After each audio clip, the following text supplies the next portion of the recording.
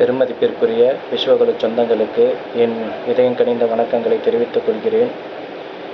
ஐந்தொழில் புரிகின்ற கம்மாளர்களாகிய நம் முன்னோர்கள் ஆயிரம் ஆண்டுகளுக்கு முன்னரே பெரிய கோயில்களும் சிற்ப வேலைப்பாடுகளும் தேர்களும் போர் புரிவதற்கான ஆயுதங்களும் கோபுர கலசங்களும் ஆபரணங்களும் தயாரித்து பல்வேறு சாதனைகளை செய்துள்ளனர். இந்த உலகிற்கு தமிழுக்கும் தமிழருக்கும் நம் பெருமை தேடி தந்துள்ளோம். அத்தகைய பெருமையை பறைசாற்றிய நம் சமுதாயம் இன்றைக்கு நம்மளுடைய அடையாளங்களை இழந்து வருகிறது. அதற்கு காரணம்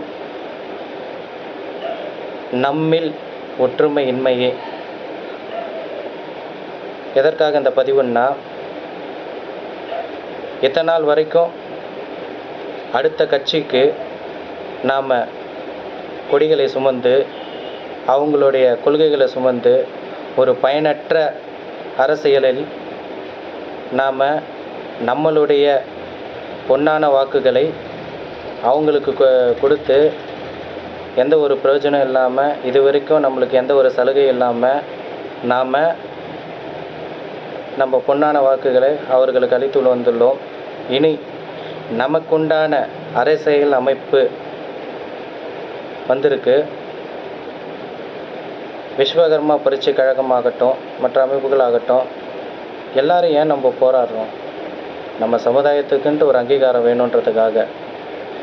இது ஒரு சாதிய வாரியான கணக்கெடுப்பு எடுத்து விகிதாச்சார அடிப்படையில் உயர்கல்வி, நம்ம படிப்புக்கு தகுந்த அரசாங்க வேலை, அப்புறம் சட்டமன்றம் நாடாளுமன்றத்தில் நமக்கான இடப்பங்கீடு, இதையெல்லாம்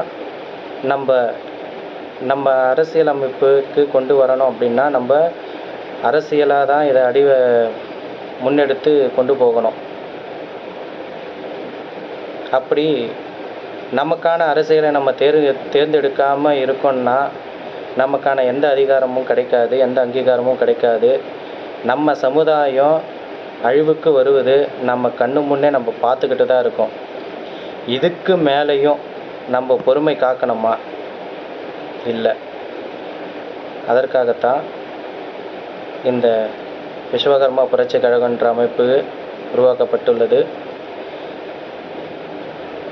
இந்த கட்சி எந்த ஜாதி, மத, மொழி, இனத்துக்கும் எதிரானது கிடையாது. நம்மளுடைய உரிமைகளை பெறுவதற்கே அப்படின்ற சொல்லிட்டு இந்த பொன்னான வாய்ப்பை எனக்கு கொடுத்துருக்காங்க. அதே போல் வாய்ப்பளித்த நல்ல உள்ளங்களுக்கும் மற்றும் இந்த கம்மாள சமுதாயத்தின் வாழ்க்கையை மேம்படுத்த பாடுபட்டு கொண்டிருக்கும் நல்ல உள்ளங்களுக்கும் என்னுடைய மனமார்ந்த நன்றியையும் வாழ்த்துக்களையும் தெரிவித்துக் கொள்கிறேன். வணக்கம்.